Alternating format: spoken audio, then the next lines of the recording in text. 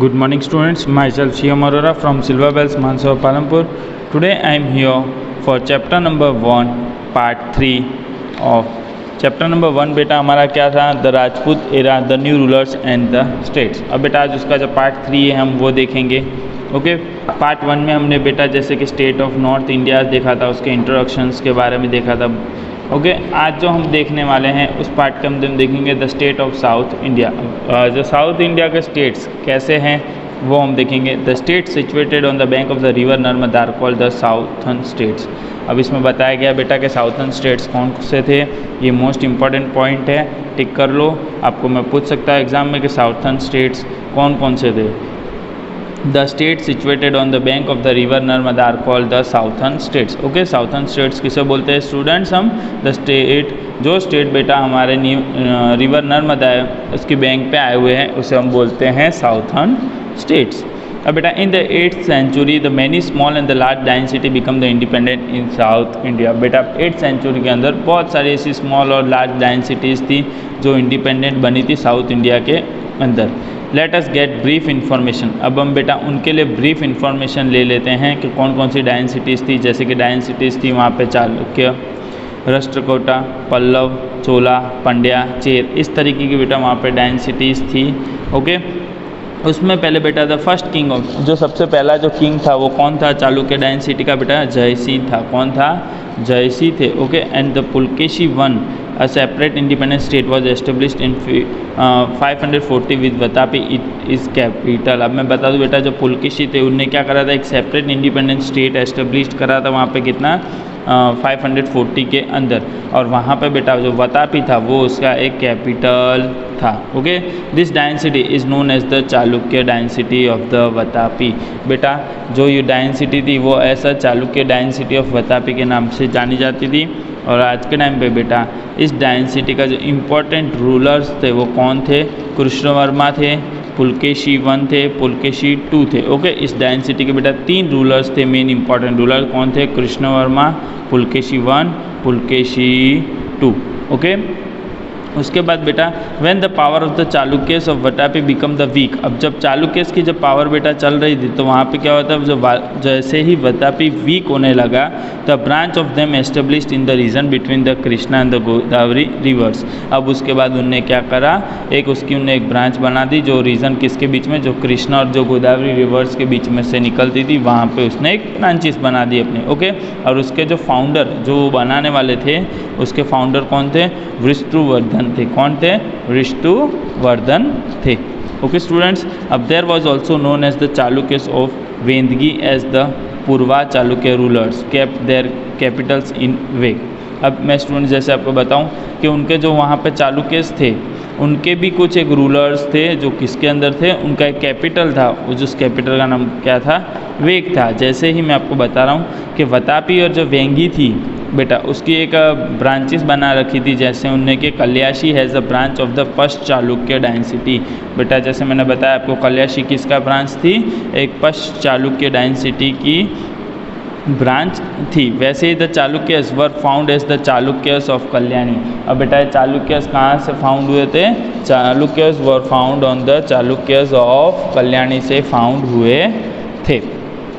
अब इसमें जो मैं आपको नेक्स्ट बता the power of the Rashtrakuta. अब यहाँ पे जो सेकंड डाइन सिटी थी बेटा कौन सी थी? राष्ट्रकूट थी। तो वो देख लेते, the Rashtrakuta dynasty rose when the Chalukya dynasty fell in the south India. अब बेटा सबसे पहले जो चालुक्य डाइन सिटी थी वो फॉल, इट मीन्स वो हटी थ्रोन से। उसके बाद कौन सी डाइन सिटी आई थी? राष्ट्रकूट आई थी। फिर Indra one is consider to be the best king of this dynasty. और बेटा इसका जो बेस्ट जो किंग था इस डाइन सिटी का राष्ट्रकूट का वो कौन था? इंद्रवन थे। और उसके बाद जो Govind 3 was the most powerful ruler of the Rashtrakuta dynasty. और बेटा राष्ट्रकूट का मोस्ट पावरफुल रूलर कौन था? गोविंद 3 थे। ओके, राष्ट्रकूट डाइन सिटी के बारे में ये था। फिर उसके बाद at this time the 2 kingdom of the Yadava dynasty exist. और उसी टाइम पे क्या हुआ बेटा कि यादव डाइन सिटी के एग्जिस्ट हुए 2 किंगडम्स अलग अलग। सबसे फर्स्ट था देवगिरी और सेकंड था हमारा 10 समुद्र। कौन सा था? 10 समुद्र करके था। फिर 10 Samudra was ruled by the Hoysala dynasty. और बेटा ये 10 समुद्र था किसके थ्रू अंडर में चलाया जाता था? होतसल डाइन सिटी के अंदर में चलाया जाता था। और जो देवगिरी थे बेटा वो किसके अंडर में चलाए जाते, वो यादव्स के अंडर में चलाए जाते थे। ओके, फिर अब दर Samudra was the capital of the Hoysala, जैसे मैंने बताया आपको उसका कैपिटल क्या था, होतसल था, और जो देवगिरी था उसका कैपिटल्स क्या था बेटा, यादव्स था।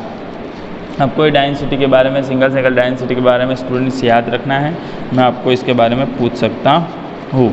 अब after the fall of the Kalyani Chalukya empire in the decade the new kingdom emerge there. अब बेटा जैसे ही जो कल्याणी चालुक्य एम्पायर का जो वहाँ पे डिकेड हुआ, मीन्स कि वहाँ पे ख़त्म होने लगा राज्य, तो वहाँ पे न्यू किंगडम वहाँ पे आने लगा, और वो कौन सा था, there was also a Kakatiya of the Warangal. वहाँ पे जो बोलते हैं ना Kakatiya of the Bengal students, उनका राज्य वहाँ पे चलने लगा। फिर उसके बाद जब वो चालुक्य एम्पायर ख़त्म होने लगा, उसके बाद he ruled over the land between the river Krishna and Kaveri. अब उसने कहाँ पे रूल करा बेटा, कृष्णा, जो रिवर कृष्णा और कावेरी था उसके बीच में उसने अपना राज्य चलाने लगा और वहाँ पे रूल करने लगा। जो रिंगाल वॉज देयर कैपिटल, और रिंगाल क्या था, वहाँ का कैपिटल था साउथ के अंदर। फिर उसके बाद बेटा जो नेक्स्ट डायन सिटी आने लगी, वो कौन सी डायन सिटी, द पल्लव डायन city was also an important डायन सिटी। अब बेटा वहाँ पे जो पल्लव डायन सिटी थी साउथ की, वो सबसे इम्पॉर्टेंट डायन सिटी थी जो वहाँ पे हुई थी। This dynasty was the founder of Bappa Dev. अब बेटा ये जो डायन सिटी थी, पल्लव डायन सिटी, किसने फाइंड करी थी, बप्पा देव ने फाइंड करी थी। और इसका बेटा जो कैपिटल था कच्चीपुरम, जो हमने, जैसे आप जान सकते हो, नाम आपने सुना भी होगा पहले, कि इसकी डायन सिटी का बेटा जो कैपिटल था पल्लव डायन सिटी का, वो क्या था, कच्चीपुरम था। क्या था, Kanchipuram. Okay, after the fall of the Kalyani Chalukya empire in the decade, जैसे ही बेटा क्या हुआ, कल्याणी चालुक्य एम्पायर का डिकेड हुआ, the new kingdom emerge there, कि वहाँ पे नया किंगडम आने लगा। ओके, अब there was also Kakatiya of the Warangal, और बेटा उस टाइम पे जो काकटिया थे वृंगाल के, वो भी वहीं पे थे। The river Krishna and the Kaveri, and जो वहाँ पे बेटा हमारा जैसे बोला जाता है, जो रिवर वहाँ पे कृष्णा और जो कावेरी थी साथ में, वो उनका उस वहाँ पे कुछ राजाओं का राज चलता था। वॉज रूल्ड, कौन से रूलर थे, जैसे कि वहाँ पे जो राजा रूल करते थे, Mahendra Varma one, Narasimha Varma one, Narasimha Varma two were the important rulers of this dynasty. वहाँ पे ये राजा कृष्णा, जैसे मैंने बताया आपको, वहाँ पे राज करते थे।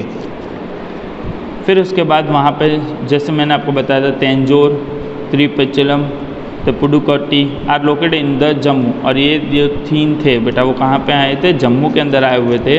Where there was the Chola Mandal kingdom, और वहाँ पे बेटा चोला मंडल किंगडम चल रहा था इन द मिडल एजिस।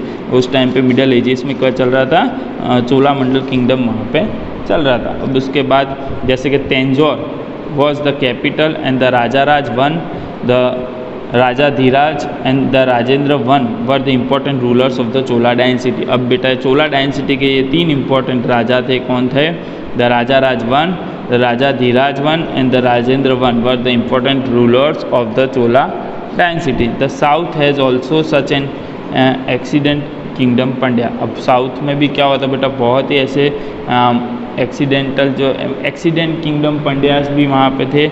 जैसे the Pandya kingdom was the small but a large centre of the trade. अब बेटा पंड्या किंगडम बट स्मॉल था, बट वहाँ पे उसका क्या ट्रेड बहुत सारा होता था।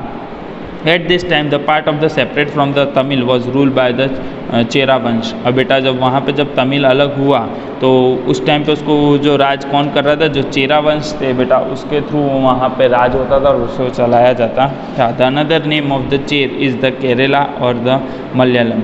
अब जैसे मैं आपको बता दूँ बेटा, चेर का अदर नेम मीन्स के दूसरा नेम अगर आपको पूछा जाए तो वो क्या हो सकता है, केरला और मलयालम। आप ये दो नाम बोल सकते हो एग्ज़ाम में, अगर मैं पूछ सकता हूँ। Okay, the Ayan was the first ruler of the Chera dynasty. और बेटा जो आयन थे वो कौन थे, चेर डायन सिटी के फर्स्ट रूलर थे। और जो सेथुगवन थे वो उस डायन सिटी के बेस्ट राजा थे। ओके, से जो उसको वहाँ पे चलाते थे। अब स्टूडेंट्स ये था हमारे जो साउथ के जो हमारा स्टेट था उसके बारे में था। इसके बाद जो हम देखेंगे वो है हमारा the rulers of the Rajput era. अब राजपूत एरा के जो रूलर्स थे वो किस तरीके के के थे, कैसे थे, उनके क्या क्या होता था, वो हम चीज़ इसके बारे में जानेंगे। The Rajput era was the rule by the various dynasties. अब राजपूत एरा थे वो अलग अलग डायनेसिटीज़ के थ्रू राज करी जाती थी। At that time there were the changes in the ruling dynasty. अब बहुत सारे ऐसी चेंजेस थी जो रूलिंग डायनेसिटीज़ के वो वहाँ चलती थी। अलग जैसे अलग अलग डायनेसिटी चेंज होती तो उनके रूल्स भी अलग अलग चेंज होते रहते थे। But there was no change in the political situation. But जो पॉलिटिकल सिचुएशन होती है उसमें कभी चेंजेस नहीं होते थे, बट थोड़े बहुत जो रूल ऊपर नीचे चेंजेस होते थे वो उस तरीके से होते रहते थे। इन the Rajput era the position of the king was the hereditary. अब जो राजपूत एरा था उसके हिसाब से जो पोजीशन थी किंग की वो कैसी थी, हेरिटरी होती थी। मीन्स जैसे कि अपना जैसा आपका पापा है तो आपके पापा के बाद उस राज्य पे कौन बैठेगा, उसका बेटा, फिर उसके बाद उसका बेटा, उसका बेटा, इस तरीके से जो ट्री सेक्शन में जो चलता है बेटा वो इस तरीके से चल रहा था। The eldest son of the king was not to become the governor. अब जो जैसे बताया कि जो एल्डेस्ट सन था वो वहाँ का बिकम नॉट अ गवर्नर, कि वो गवर्नर बन डायरेक्टली गवर्नर बन सकता था नहीं। The king would make one of his son yuvraj as his suggestion. अब बेटा जो किंग था वो अपने एक सन को तो वो ऐसा युवराज बनाता ही था, ऐसा सक्सेसर के, मीन्स के उसके बाद वो सारी गद्दी वो खुद संभाल सके थे। Yuvraj would later become the king. और उसके बाद जब उसके फादर मर जाए उसके बाद वो क्या बन जाए, युवराज, राजा, किंग बन जाए। Okay, and there are the examples of the people और the courtiers choosing the king by the election और बाय चॉइस। अब बेटा जब वहाँ पे क्या होता था, अगर 2-3 राजा होते थे, जब वो युवराज उनने चूज़ कर रखे थे तो उसके बाद अगर फिर किसको जो किंगडम होता था, वहाँ का जो राज्य होता था, वो लोग क्या करते थे, वो लोग ही इलेक्शन करते थे और राजा को चूज़ करते थे। जैसे कि हाँ हम अपने कश्मीर में था तो यशकर वॉज सिलेक्टेड। जो यशकर था कश्मीर के अंदर, जो यशकर है उसको किसने सिलेक्ट करा, द असेंबली ऑफ ब्राह्मण्स ने सिलेक्ट करा था। ओके, और वहाँ पे 2 मिनिस्टर्स होते हैं बेटा। There are the 2 type of ministers. हमारे यहाँ पे कितने मिनिस्टर्स होते थे, 2 टाइप के, the ministers and the second होता था सेक्रेटरीज। कौन से होते थे, एक तो हम मिनिस्टर बोलते हैं और जो सेकंड होता है उसे हम सेक्रेटरीज बोलते हैं। जो फिर यहाँ पे the Amatyas job was to negotiate and do politics and the secretaries job were to fight and the make peace. अब स्टूडेंट जो अमात्य का जॉब होता था वो किसके लिए होता है, फॉर नेगोरेट, को कोई भी चीज़ नेगोरेट करनी हो या कोई पॉलिटिक्स का काम करना हो उसके लिए होता था। और सेक्रेटरीज का जॉब किस लिए होता था, कोई फाइट या कोई पीस रखना हो उसके लिए होता था। The ultimate king of all the kings of the polis. अब अल्टीमेट जो किंग होते थे उनका हर एक का काइंड ऑफ पॉलिसीज अलग अलग ही होती थी। At this time the soldiers were holding position like the Mahapratihar, Dandanayak. अब उस टाइम पे क्या होता था बेटा, जो सोल्जर्स होते थे वो उनकी पोजीशन होल्ड करके रखते थे। जैसे कि महाप्रतिहार हो गए, दंडनायक हो गए, जो दंड देने वाले होते थे, महाप्रतिहार मीन्स जो फैसला देते थे बड़े बड़े, वो सब। अब इसका जो head of the town assembly, अब जो हम बोलते थे, जो उनके जो गांव का जो हेड होते थे बेटा, उनको हम क्या नगरपति बोलते थे। क्या बोलते थे, नगरपति के। जो अगर आप जैसे अभी के टाइम पे आप गांव के अंदर जो हेड गिना जाता है वो सरपंच होता था। पहले के टाइम पे बेटा जो उस राज्य में जो चलता था वो कौन थे, उन्हें नगरपति बोलते थे। फिर the grammar institutions were of the special importance in the Rajput era. अब उस टाइम पे जो ग्रामर इंस्टीट्यूशंस होते थे वो भी बहुत ही इंपॉर्टेंस होते थे राजपूत एरा के अंदर। This institutions develop in such a way that in the early period the Pal village give the importance to the panchayat. और सबसे पहले बेटा ये इतनी इंपॉर्टेंस थी वहाँ पे इस ग्रामर इंस्टीट्यूशंस की, तो उसकी वजह से जो पाल विलेज था उसने सबसे पहला अपना इंपॉर्टेंस किसको दिया, पंचायत को दिया। वैसे ही जैसे नॉर्थ और साउथ इंडिया के बेटा सब्जेक्ट क्या होते थे, टू द ग्राम पंचायत। कोई भी नॉर्थ इंडिया साउथ इंडिया में कोई भी अगर प्रॉब्लम्स क्रिएट होती तो डायरेक्ट वो सबसे पहले ग्राम पंचायत में ही जाती थी। It's chief was the head और सरपंच। और जो उसके चीफ होते थे उसे हेड बोला जाता था, नहीं तो सरपंच बोला जाता था। इन सम रिस्पेक्ट द ग्राम सभा एडमिनिस्ट्रेटिव जस्टिस। और उस टाइम पे क्या होता है, कोई भी अगर सिचुएशन आती है तो ग्राम पंचायत क्या उन्हें जो एडमिनिस्ट्रेटिव होती है वो ऐसा जस्टिस के नाम से जानी जाती थी। और कोई भी अगर फैसला लेना होता तो ग्राम पंचायत का सरपंच ही लेते थे।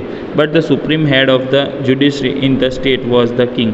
बट इसमें जो बोला जाता है कि अगर कोई फैसला लेना होता तो वो जस्टिस या वो सरपंच ले लेते, बट अगर उसका सुपीरियर हेड होता था वो ओनली हेड तो एक ही होता था, जो वहाँ का जो राजा होता था, उस स्टेट का जो राजा होता था वही हेड होता था। अब उसके बाद स्टूडेंट्स इसके अंदर जो टॉपिक है वो है वैसर कॉमर्स। वो हम देख लेते हैं वेसल कॉमर्स क्या है। In the Rajput era there were the separate department to overseas the vessel systems. अब बेटा राजपूत एरा के अंदर अलग अलग डिपार्टमेंट्स होते थे जिससे हम वेसल सिस्टम्स हम संभाल सके। Okay, the department was the responsible for giving the duties on the trade abroad. अब बेटा जो डिपार्टमेंट होता था वो किस तरीके की ड्यूटीज़ देता था लोगों को, अलग अलग ड्यूटीज़, ट्रेड की अलग ड्यूटी, अब्रॉड की अलग, वैल्यूइंग गुड की आपको गुड कलेक्ट करना वो, फिर ordering useful items in the state, कुछ आपका आइटम स्टेट में मंगवानी है वो उसकी ड्यूटी अलग देता था। फिर उसके बाद सब ये सारी ड्यूटीज़ अलग अलग सबको मिलती थी। The main tax was the 1/6 of the land yard. अब जो मेन टैक्स होता था लैंड का वो कैसा होता था, 1/6 ऑफ द लैंड यार्ड होता था। Okay, in the Rajput era the land taxes were known as अब भाग। अब जो ये राजपूत एरा के अंदर जो लैंड टैक्सेस होते थे वो कैसे होते थे, किसके नाम से जाने जाते हैं, सब भाग के नाम से जाने जाते थे। फिर even today the taxes are levied on the land. और आज के टाइम तक भी स्टूडेंट्स के जो लैंड है उसके ऊपर टैक्सेस लिए जाते हैं। The tax were levelled on the port. और उस टाइम पे जो टैक्सेस थे किस पे लिए जाते थे, ऑन द पोर्ट्स पे लिए जाते थे और ऑन इरिगेशन पे लिए जाते थे। At this time the Gujarat, Khambhat and the Bharuch ports were known as the overseas states. Okay student, ये मेन इंपॉर्टेंट पॉइंट है, अब याद रख लेना कि उस टाइम पे गुजरात में बेटा जो गुजरात का खंभात और जो भरूच पोर्ट था वो ऐसा ओवरसीज ट्रेड के नाम से जाना जाता था। अब इसके बाद है फॉरेन इन्वेंशंस ऑन इंडिया।